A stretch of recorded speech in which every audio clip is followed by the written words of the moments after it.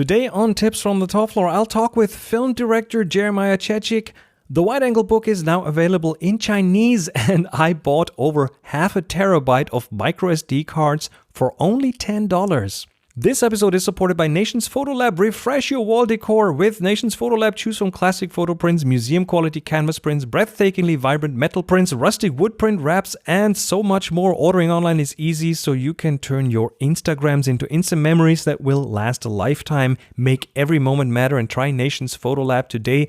Head to nationsphotolab.com and use code TOP15, TOP15, for 15% off your order. This is Tips from the Top Floor, episode 870 for July the 4th, 2019. Tips from the top floor, tips from the top, alright, from the top floor. Hey, hello and welcome. It's Chris Marquardt. You're listening to Tips from the Top Floor. We are back with another episode, 870. And let me see. Oh, big news. Well, maybe not big for you, but big for me. This is the sound of a book. And this book is the wide-angle photography book, which you are probably at least familiar with. And that book has started as a German book, and then it was translated to English, and it's been out in bookstores and on Amazon and other places under the publisher Rocky Nook. And now it's come out in Chinese, which, has been translated and is now with the publisher Gotop or Gotop. I have no idea how you pronounce that. And it's out for the Taiwanese market. So they translated it to Chinese. It's on the Taiwanese market. And I just got a copy of it, which, again, this is mind-blowing. I mean, just a few years ago, I was mind-blown that a book of mine would be translated to English, and I'm still kind of in awe that was possible. And now it's in Taiwanese or in Chinese, and that's just...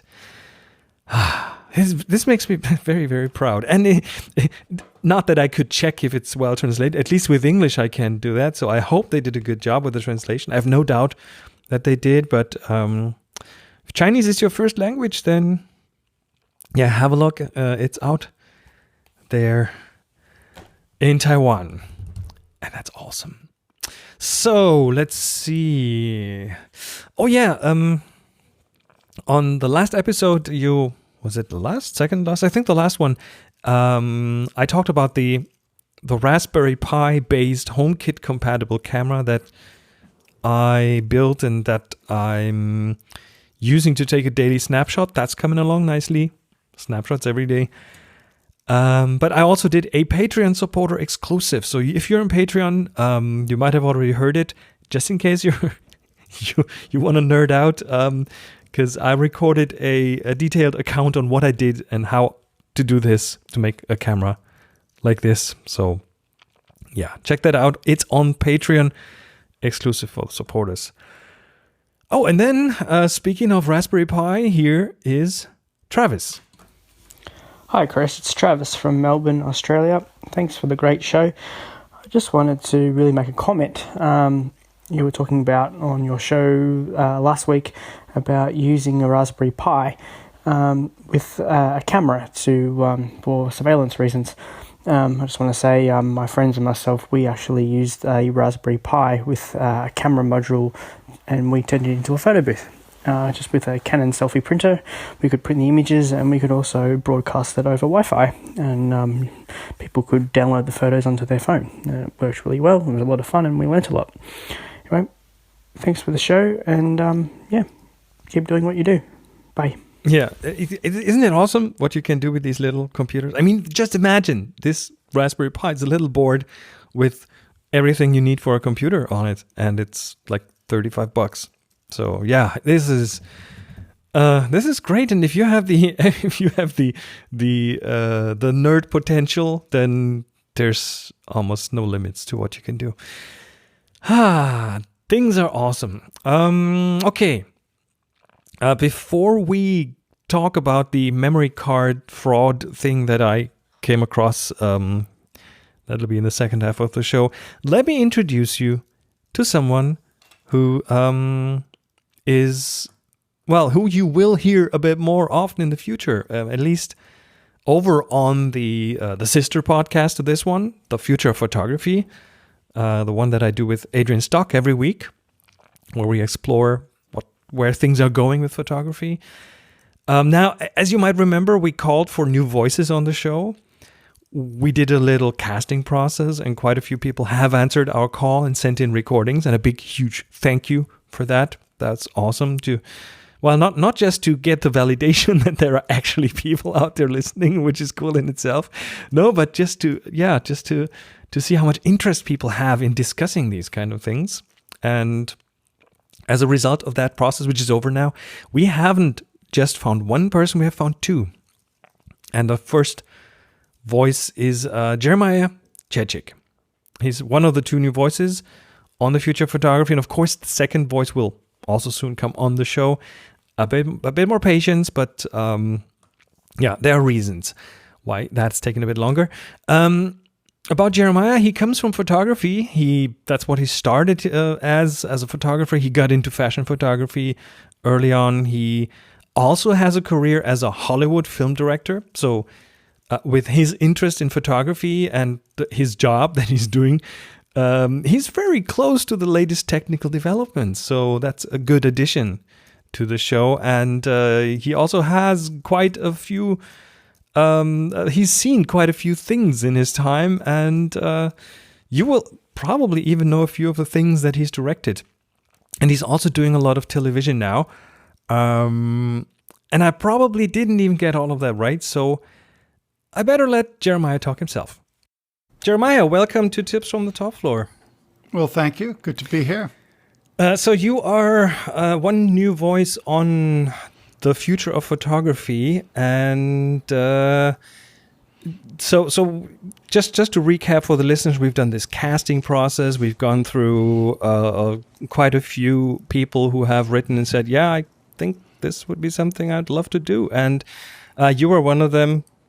And you sent a voicemail, and it sounded interesting, especially the moment I put your name into Google. It was like, oh, I think I know some of the things that this guy has done.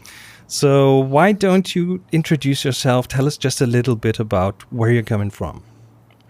Well, I started my process of image making as a lithographer using stone lithography and traditional etching.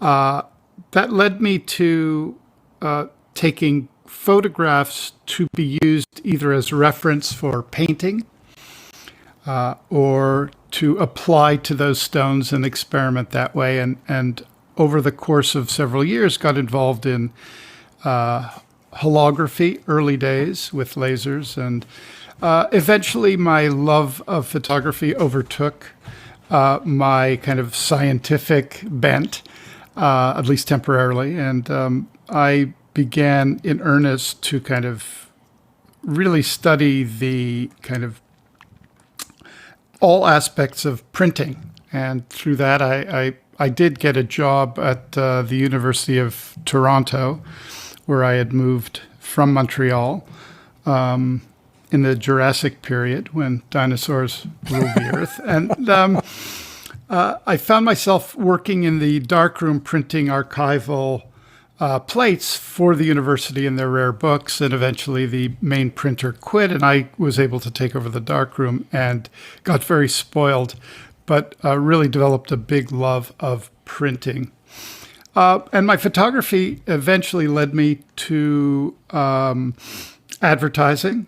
I had a show, a solo show at a gallery, and I was in a way discovered by a big executive or a high-level executive at McCann Erickson, who had offered me a job shooting, I forget what it was, something that was very similar to the style that I was working with artistically. And I thought, wow, I can get paid and do this at the same time. And that led to some fashion work, and eventually was sent to Italy and was discovered by Italian Vogue. And I worked there for many years in Milan and shooting all over the place. And then came back to New York, where I continued shooting, and then kind of made a dramatic leap into directing commercials, and that led me to making movies, and that led me to doing television. But I never really stopped taking pictures, making pictures, and printing pictures. And now, over the last several years, I've kind of decreased the amount of time I'm spending on set, increased the time I'm kind of developing projects, and really focused my attention on where I began, which is really kind of coming really together with what I do and have done artistically.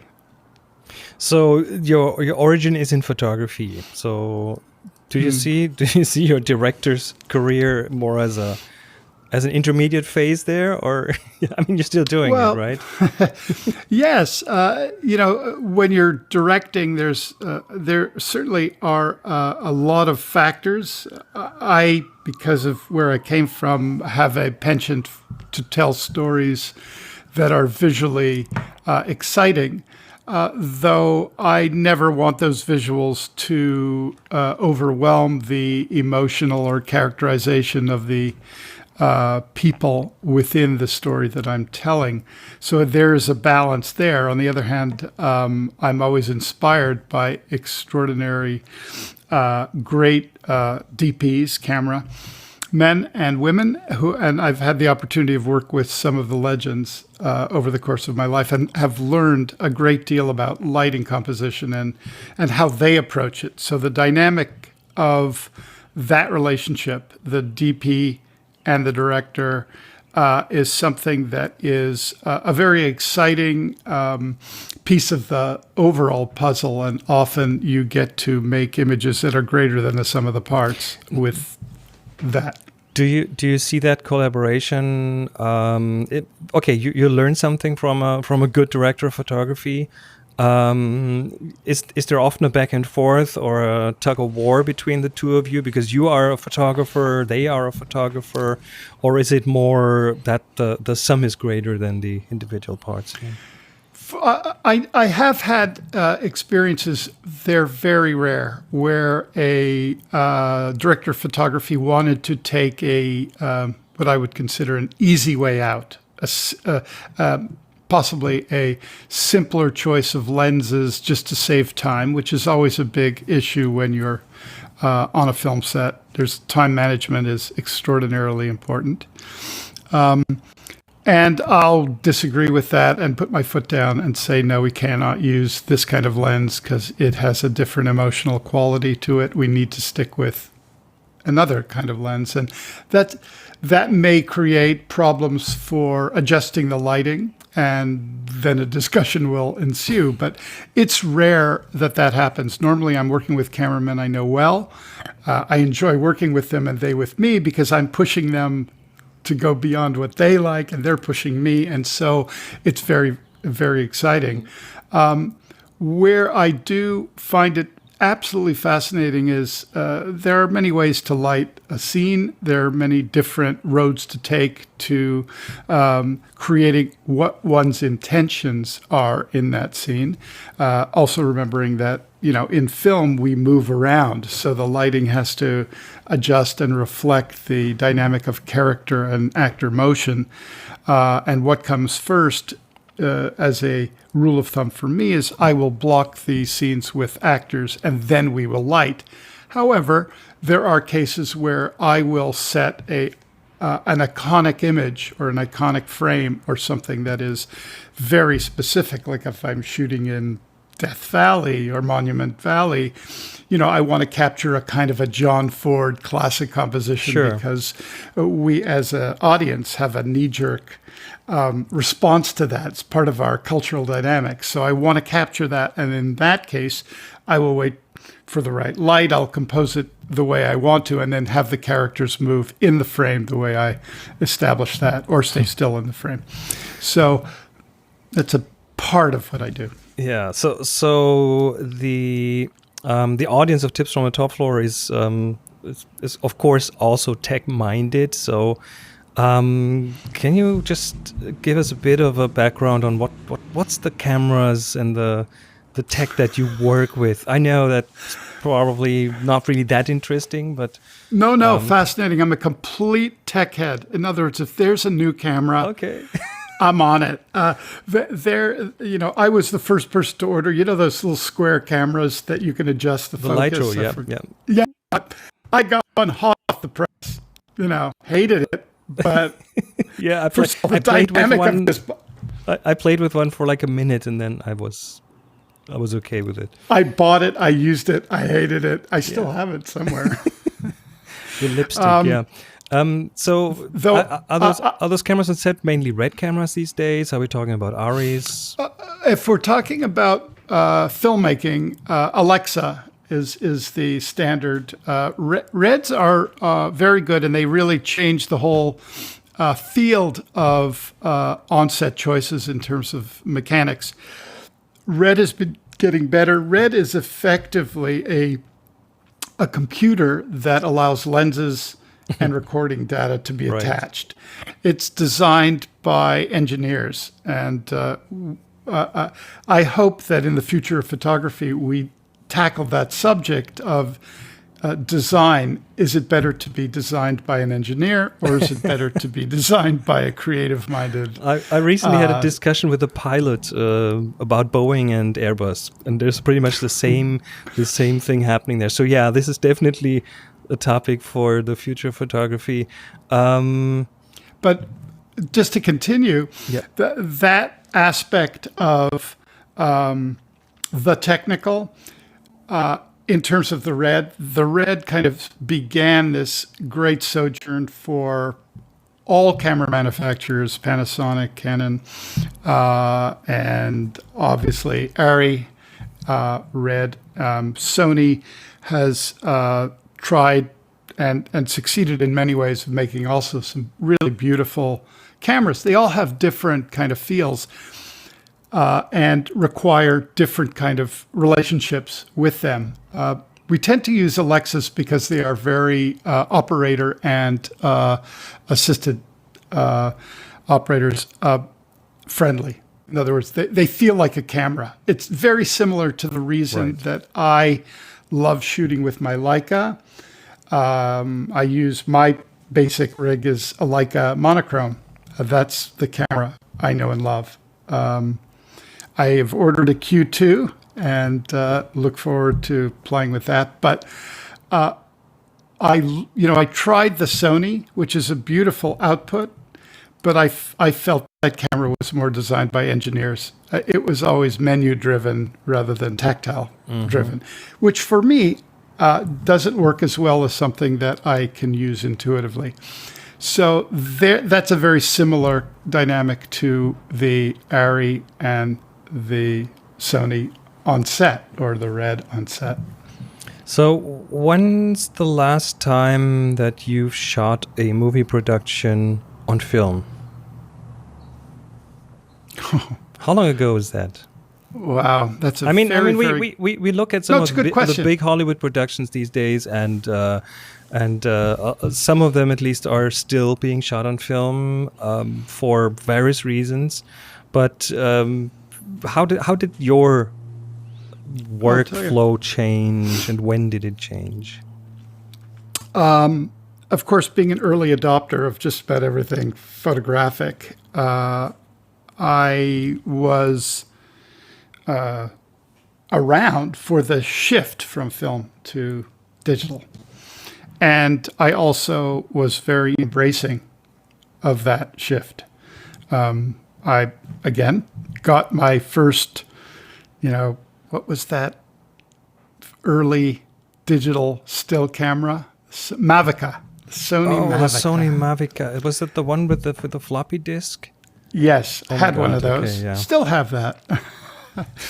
And So when it became possible to use digital, and this will end up answering your question in a kind of a circuitous way, but when it came time to do or choose a digital format, we used for a project called The Bronx is Burning. It was an 8-part miniseries, so 8 hours.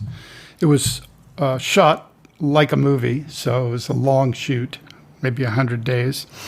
And it was very, very complex. There's hundreds and hundreds of special effects shots. It was shot in multiple baseball stadiums as well. We were using 3 cameras to capture, and it was shot in 4K. And I think I did that early. I want to say 2007. Yeah, that's what it says on IMDb. Yeah. Yeah. And that would be 4K capture, which is extremely cutting edge at that time. Right. The problem we had was because we created LUTs and we applied them, and we also had a lab on a 40-foot truck with us at all times. So we would shoot, at lunchtime, we would go into our lab on wheels. I think it was Technicolor's first attempt at this. We would screen our dailies on a screen, and we would fine-tune the color timing to match our LUTs. And that was super exciting. So the output was astonishing. The input, however, was extraordinarily difficult because the camera operators could not activate or turn on the camera for recording. It had to be done by a technician in a tent separate from us. And so spontaneous rolling was impossible. It created a lot of on-set tension. But when the results are kind of as good, you kind of relaxed and went, oh my God, it's worth this pain, it's worth it. That evolved into better camera design, etc. And those camera designs became the industry standard. As that was moving forward, I did I think this is in 2004, it's called Meltdown. It was for FX. It was about nuclear terror. And I wanted to make this very much in the style of Battle of Algiers, Bloody Sunday, just a very documentary feel. Right. And tested every kind of camera. The studio network gave us a lot of freedom to choose the media we wanted. We chose everything. We tested everything from 4K, reducing the kind of feel of 4K to 2K. We shot in 2K. We shot kind of with those old video cameras. Couldn't find anything. 35 millimeter cameras, cine cameras. Didn't like that. Finally arrived at a 16 millimeter, pushed and found a lab that will give us out really great processing, and then we inputted it. So we shot it on 16 millimeter and pushed it to like at least 1200 ASA. That's quite a bit of a push. To maximize the grain. But it doesn't end there. One of the cameras I operated on, and we created a mat within the viewing system that was just maybe 10 or 15, no, maybe 20% of the center of a 16 millimeter frame. So I had a hard mat in there. That's what you shot on, just to get that kind of a grain. We did that for certain scenes. Okay. Certain scenes, not the whole thing. And then blew it up and made a very high contrast black and white image out of it, where you really felt great. It was so fun and raw, and it was very, very great visually. And then, of course, when you integrate it into the sophistication of film to tape or film to digital, you can adjust it further and really nuance it. And I was extraordinarily happy with it. That was the last time I shot on film. All right. Jeremiah, I don't want to keep you from what you just told me earlier. You have something else to do, but I hope you will come back here. I'm pretty sure after this, people can hear you, of course, over on the Future Photography, but we might have a few more little things to dive into here. So I think if anyone has questions about all this, send them in. You know how to reach the show, and we might be lucky and get you back for another little interview. Could be. Could be, possibly. Okay, Jeremiah, thank you so much for being here. Again, everyone, check out the Future Photography. We're racking up the new hosts, plural hosts, because there's one more coming on the show pretty soon. And thank you so much. Very welcome. Don't skip forward. There's no sponsor on this slot today, but I'd just like to remind every one of you of a couple of things. The TFTTF July Slack challenge is still in progress. The topic is sky, and you have until the end of this month to participate for the chance of getting your photo reviewed here on the show. You know that at the end of a challenge, I pick 3 photos that I find interesting or worth talking about, and then I talk about them here in the show. This is your chance. Second, keep your questions and inputs coming. You know how much I'd love to hear from you. And if you have a question, record it. Send it my way. Or it doesn't even have to be a question. Something you learned, a comment like earlier. You'll find all necessary information on how to do this at tfttf.com/voice. Third, don't forget you can support this show in a lot of different ways, and I would like to say a quick thank you to the one person who just anonymously donated 10 hours of Auphonic audio processing time. Auphonic is the tool that helps make this show sound good, and processing audio is like it's on a time basis. And yeah, thank you, anonymous person. That's awesome. And anyone else, you can find more ways to support the show at tfttf.com/support.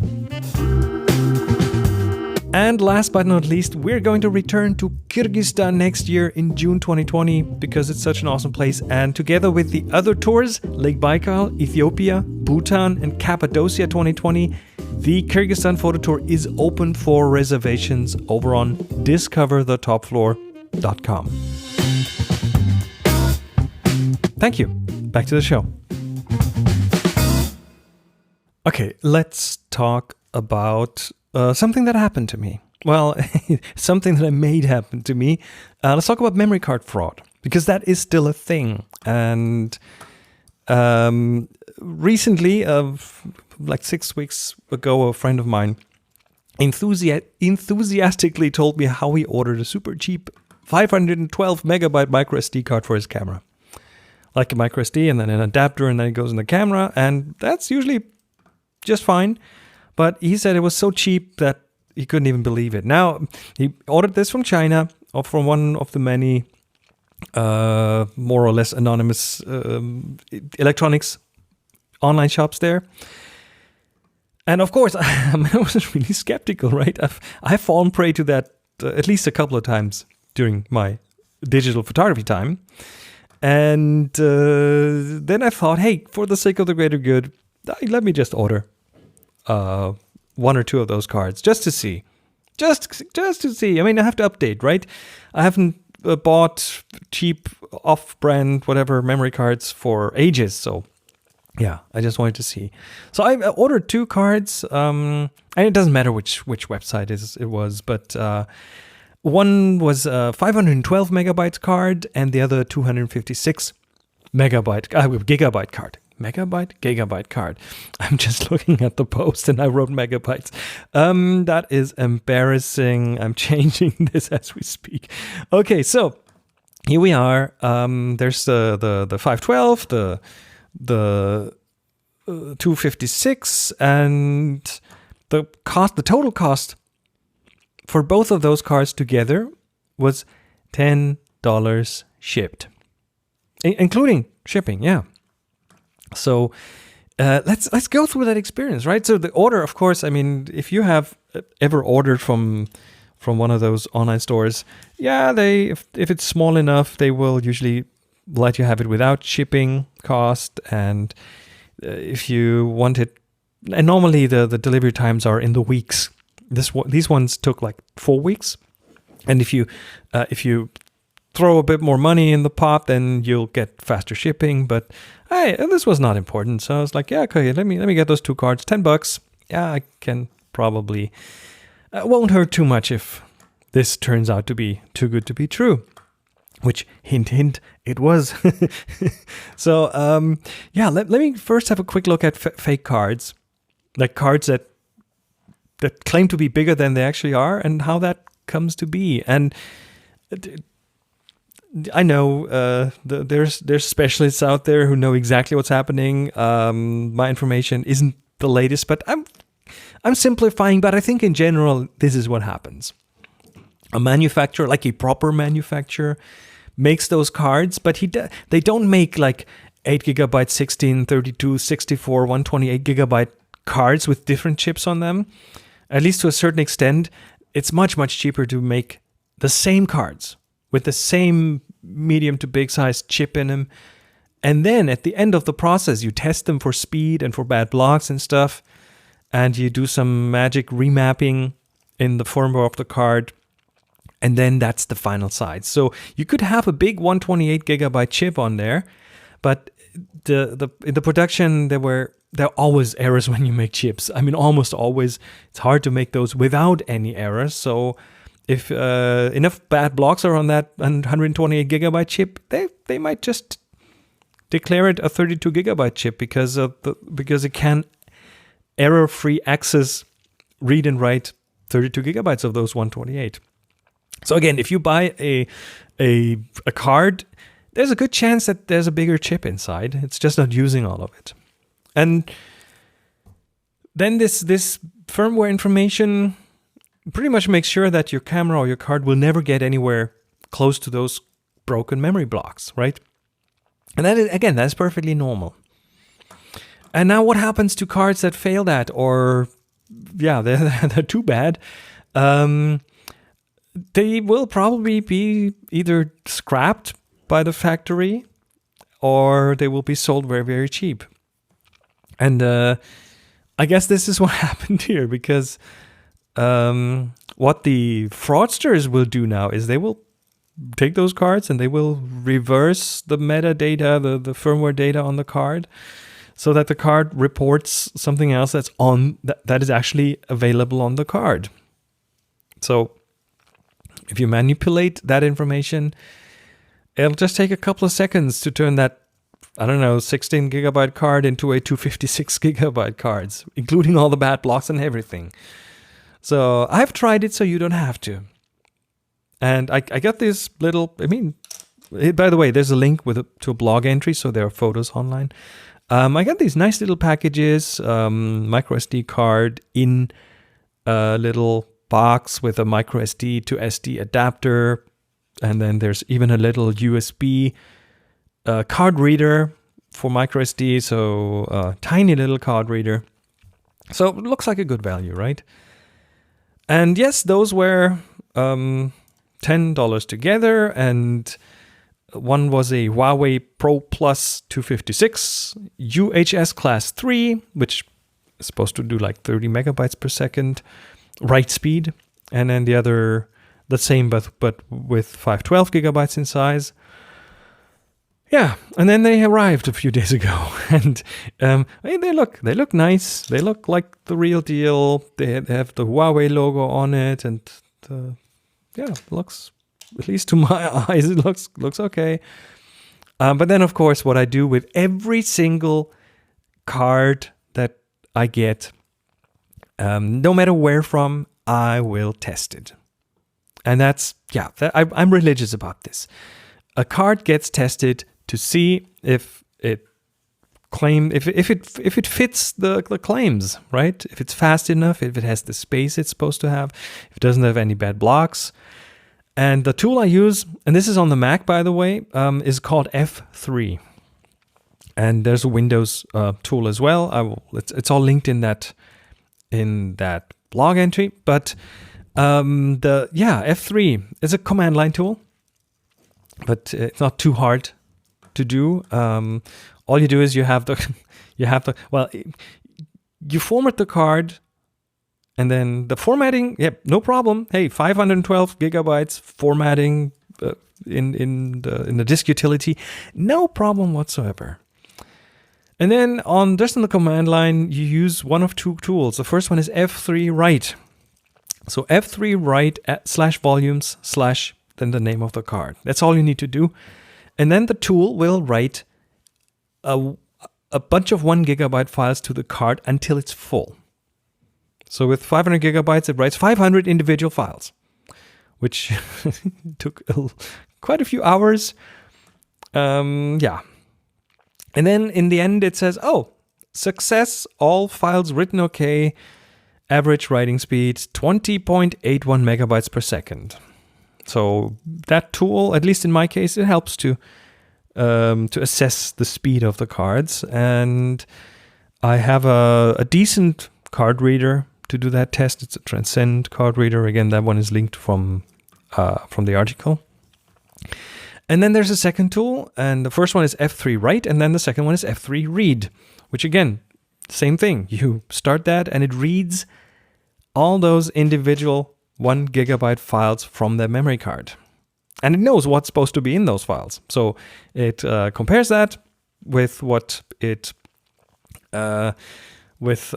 thinks it is, and then if it comes back without an error, it's an okay file, and then if it comes back with an error, with some form of corruption, well, then it's broken. And that's what, of course, that's what happens with these kind of deals. So I started reading the things back. And again, I mean, lean back and wait. That just can take a while.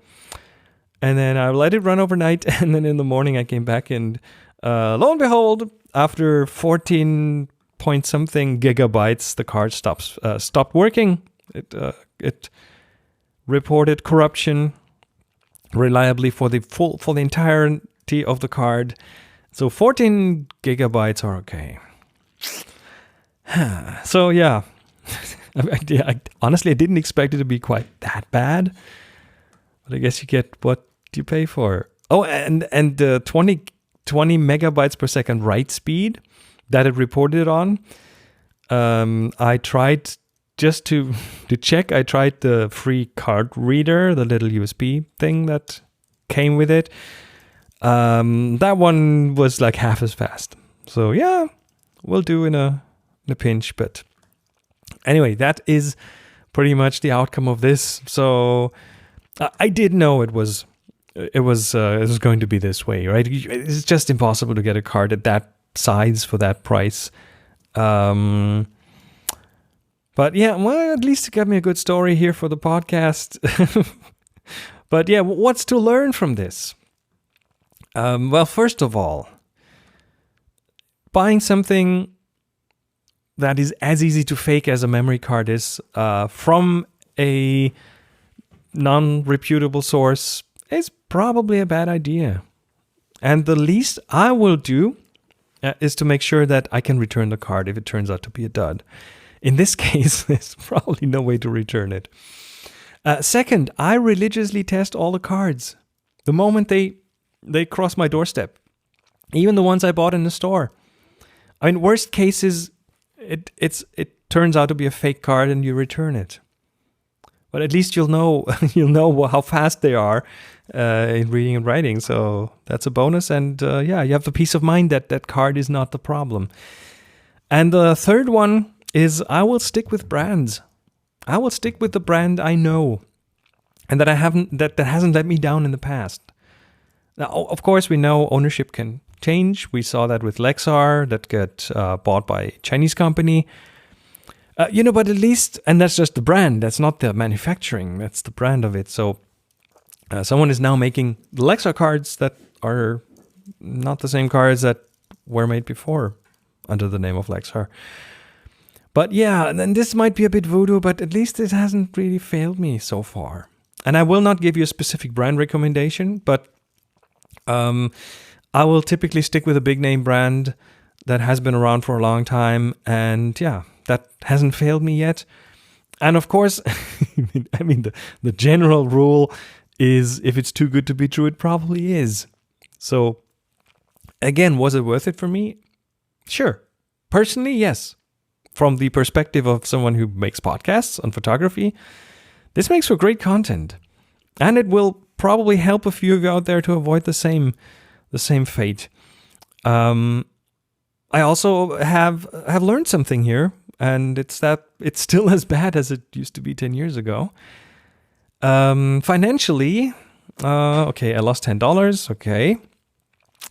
But, even if I manage to repair the metadata on the card or the firmware on the card, which I believe is possible in some way, and even if I manage to turn it into like a proper working card that officially reports 14 gigabytes and won't go to write on the bad blocks, it still kind of wouldn't really work out financially. At the time of writing this article, I can get a perfectly good 16 gigabyte micro SD card for well under $10. And I paid $6 for a dodgy 14 gigabyte card that claims to do 512. And that took 4 weeks to arrive. And for which I do not have any hope of returning it. So, at least they tossed a free micro USB reader in the box. Even though they're kind of slow. But for the majority of readers or listeners, I would say keep your hands off those cheap offers. Spend a few more bucks to get something decent. You can buy a 128 gigabyte UHS Class 3 micro SD card from a decent brand for well under $30. So memory's not that expensive. But above all, is it worth risking your valuable photos? I don't think so.